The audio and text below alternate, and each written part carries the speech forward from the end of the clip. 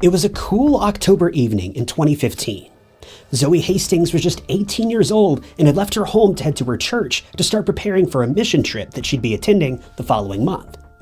Investigators say she never made it to her church that night. In fact, she didn't make it further than a quarter mile from her home before she became embroiled in a tragic series of events and would never make it back.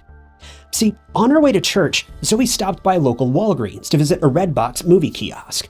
No sooner than she got out of her car to rent a movie, a man sneakily approached her from behind. He made a very simple command: shut your mouth and get in.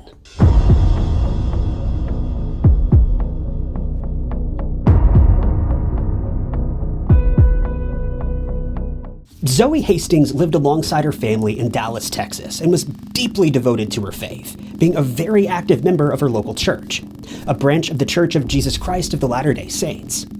When Zoe wasn't at school or hanging out with her friends or family, chances are she could be found doing something for her church. Her dedication was unlike anything most people would imagine, and she made every effort to put her religion before everything else in her life. Outside of her religion and her family, Zoe had just recently graduated from Booker T. Washington High School for the Performing Arts, which is also located in Dallas. But it's never been mentioned what Zoe planned on doing after school was over, outside of the obvious activities that she had planned with her church. She was also a very well-respected swimming instructor at the White Rock YMCA. So it's pretty clear Zoe had her hands in a lot of different things. She was a genuinely talented young woman with so much promise. Zoe's father, Jim, was actually a bishop for the family's church, and he helped out with the church's finances, but he also taught some of the services there as well. He even spent one night per week helping members of the church with any issues they may have been dealing with, be it family problems, spiritual issues, or otherwise. He was a great example for Zoe, so it's easy to see how she became so deeply involved in her faith. Zoe's mother, on the other hand, was also a shining example and an amazing woman. Cheryl Hastings, more than anything else, loved being a mother, so much so that she actually put her entire career on hold when the family welcomed their third child into the world.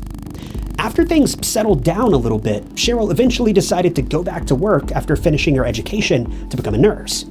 She was actually attending schooling to get her master's degree when this case unfolded. The Hastings were all part of a relatively large family, with Zoe being one of 5 children.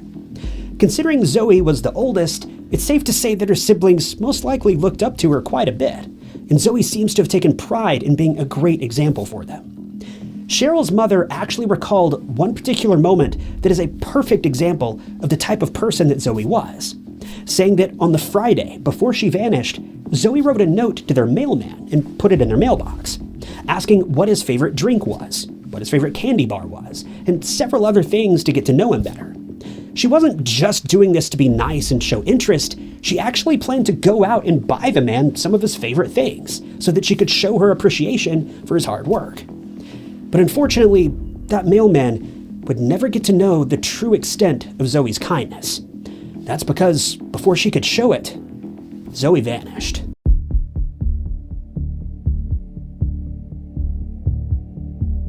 It was Sunday, October 11th, 2015. Zoe was heading to a meeting at her church where she would be discussing an upcoming mission trip that she'd been looking forward to for weeks.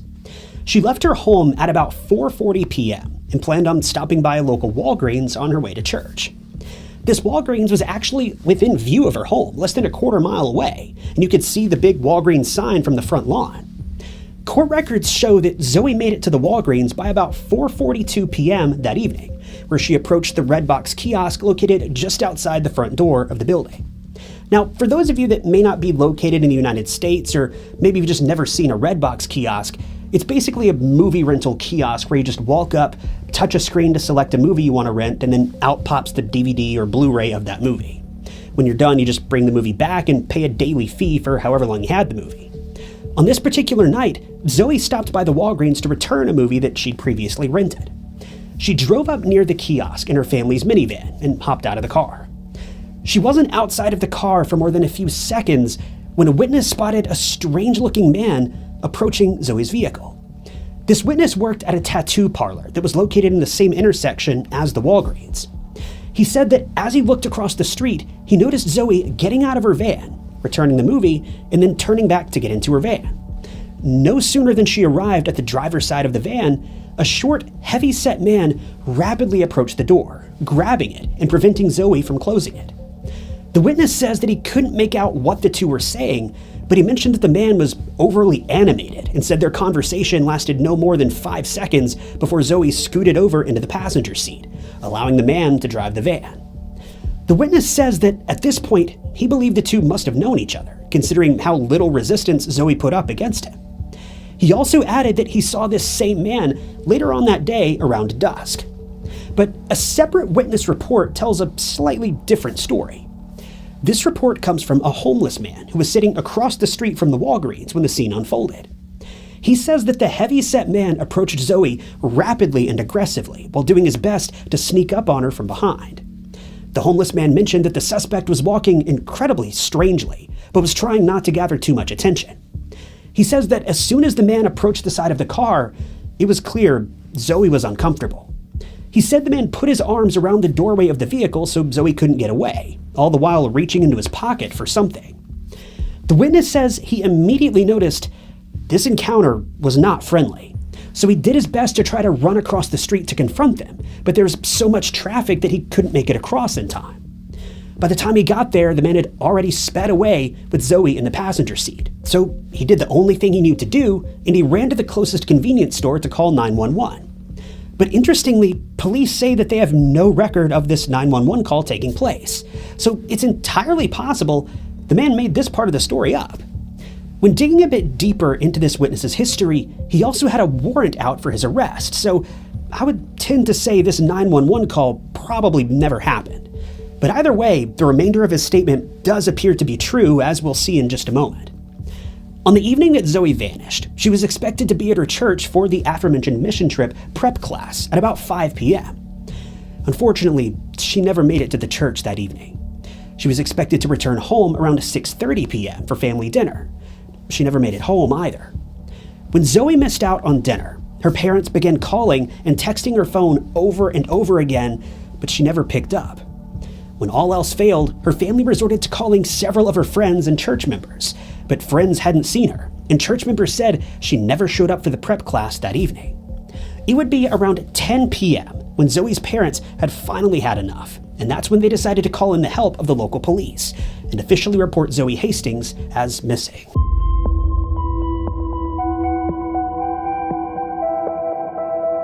After Zoe's parents reported her missing, it didn't take long before one of her family members found out that they could use the Find My iPhone app on their phone to track down Zoe's last known location. This would take place early the following morning on October 12th. Now, I'm not sure how they managed to do this without Zoe's password, but it didn't take them long to pull up the info and, rather strangely, find out that Zoe was just 5 minutes away from home.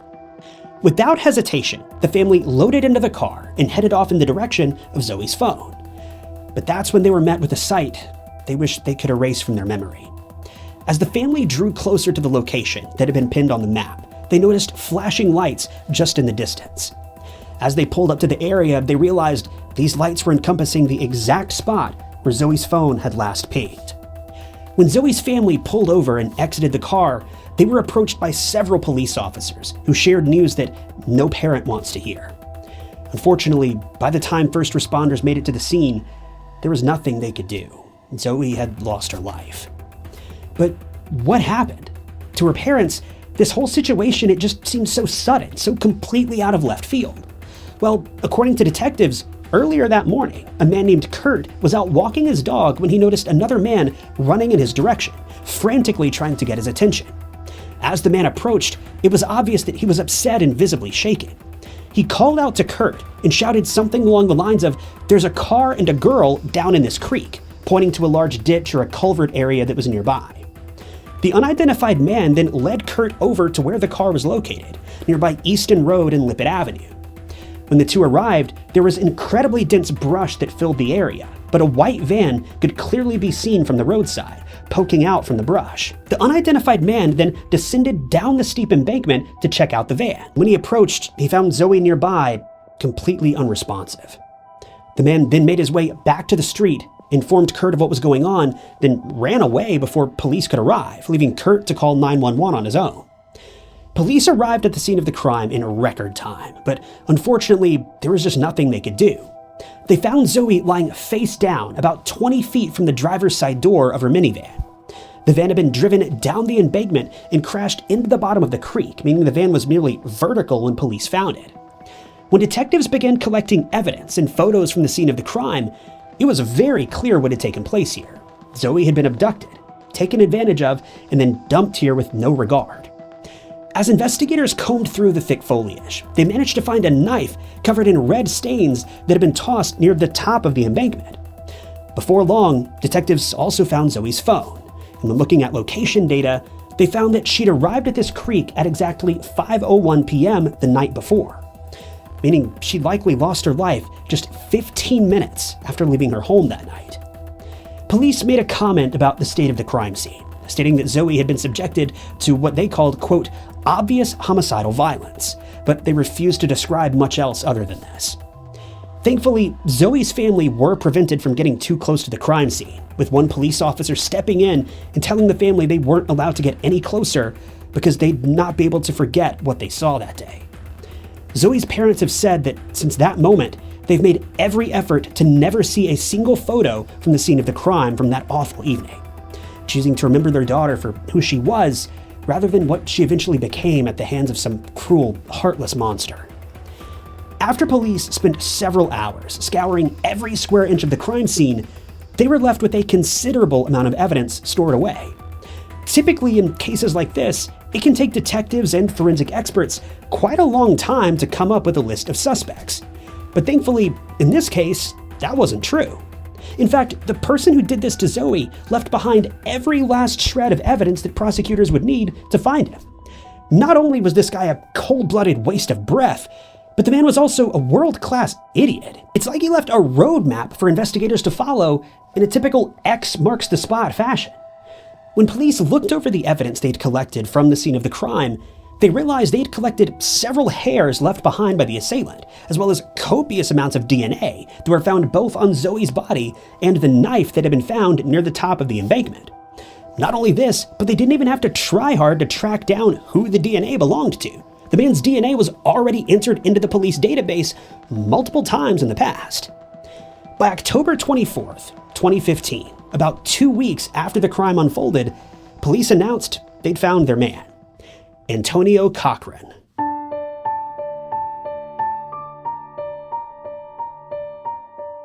Antonio Cochran was quickly identified as the man who witnesses had spotted stalking Zoe in the Walgreens parking lot that fateful evening. His DNA was littered across the entire crime scene, and his DNA was in the police database from various accusations and crimes that he'd committed over the years. When police reviewed his record, they noticed that his crimes were all incredibly violent, and most of them were boiled down to sexual urges. When police spoke with those who knew Antonio growing up, nearly everyone who knew him had nothing good to say about him. He had a handful of people in his life who cared about him, but for the most part, he disgusted nearly everyone he met. Some of his former classmates from high school spoke about how he'd always look at female classmates as though they were a freshly cut piece of steak. He had no regard for them as people. He saw them as nothing more than objects for his own pleasure, making awful faces and gestures at them every chance he got. Just a nasty person.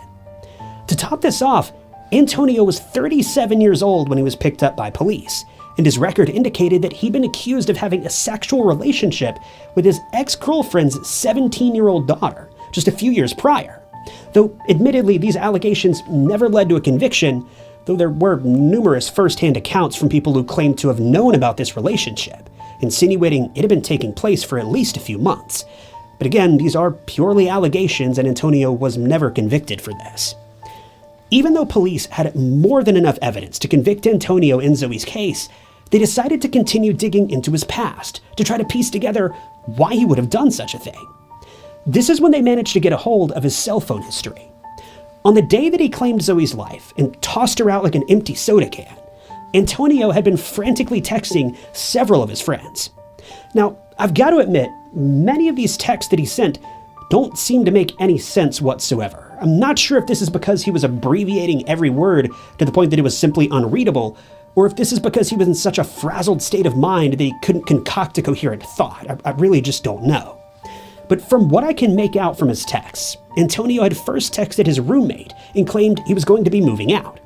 This appears to have been completely unexpected, and he was basically leaving his roommate high and dry. But there does appear to be more to this story than the texts lead on, because he signed off this announcement by saying, "This will be the last you ever hear from me," suggesting there was definitely some bad blood between the two. He then texted an ex-girlfriend and said that a woman named Reina, who'd supposedly been like a mother to Antonio, had passed away unexpectedly, quote, "right in front of me." He then continued texting various people, telling someone known as Mimi that he'd been drinking, driving, and sobbing for hours after hearing the news about Reina, with this text coming through just about an hour before his encounter with Zoe. It's very clear to see that when Antonio abducted Zoe, he was in a very difficult state of mind.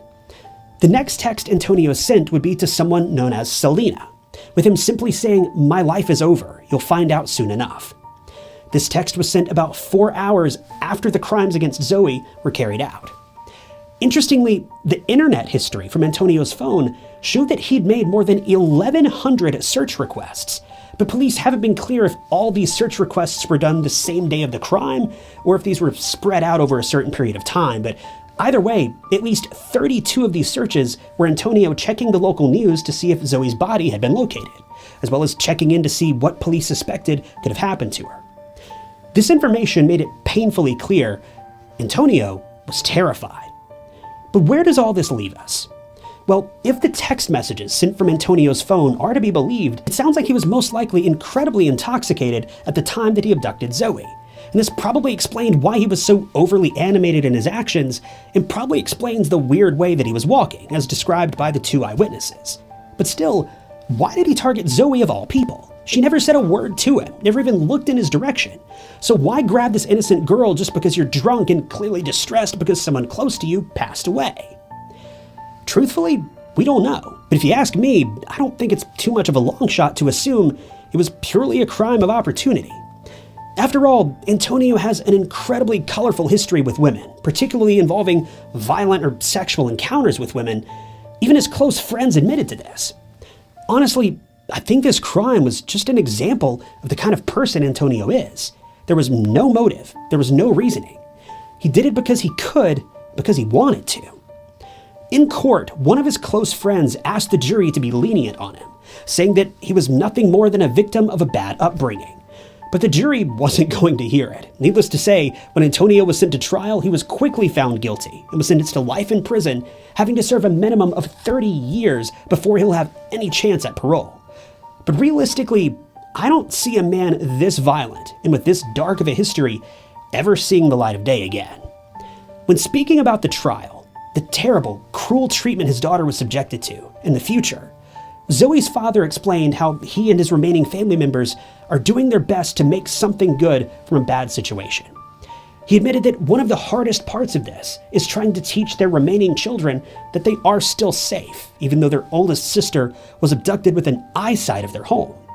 He says that it's shaken the very foundations of their family, and he and Cheryl just don't know how to make their children feel comfortable again. After Zoe lost her life, Jim dedicated himself even more to the church that he was already doing so much to serve. But he realized that he couldn't help others if he couldn't first help himself. This is when he decided to take time out of every day to deal with his emotions by sketching his family members, a different family member each day. He's created more than 900 drawings of his family members, which he shares on his Instagram account, detailing the incredible range of emotion that he's experienced over these last few years, as well as the freedom that comes from getting these emotions out of his own mind and into the real world. Jim says that he continues to do this every single day, even after all this time. He even used this drawing method to cope with the loss of his mother, who passed away from cancer, drawing a sketch of her every day for the final 6 weeks of her life. Jim says that drawing has helped him to realize just how much he has left to live for, and it's inspired him to make sure he uses his time productively rather than only focusing on the negative. Cheryl, Zoe's mother, has also taken great strides to turn this tragedy into something positive. Cheryl has been a nurse for several years, but around the time that Zoe lost her life, she noticed an advertisement that was recruiting nurses to become specialists who focus on women who'd been assaulted. At first, Cheryl thought this was a terrible idea, but the more she let it sink in, She says that a voice in her head kept urging her to join the program. So she did.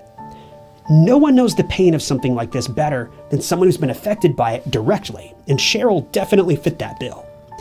You've got to admit, becoming a nurse for a program such as this, it's not a job anybody wants to do. But the brave, noble, and honorable women who do take on this role, well, they're a breed of their own.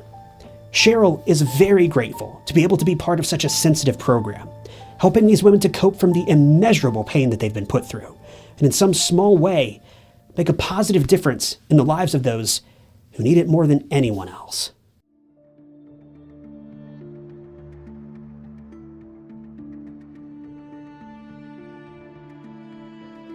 Thank you guys for tuning in to another episode of True Crime Stories. If you enjoyed this video, check out this other interesting case I covered, and don't forget to subscribe. It's totally free and keeps you up to date with all of my future videos. You can also click that join button below to show your support for the channel and see new videos long before everyone else does. But my name is Ty Knotts, and I'll catch you guys in the next one.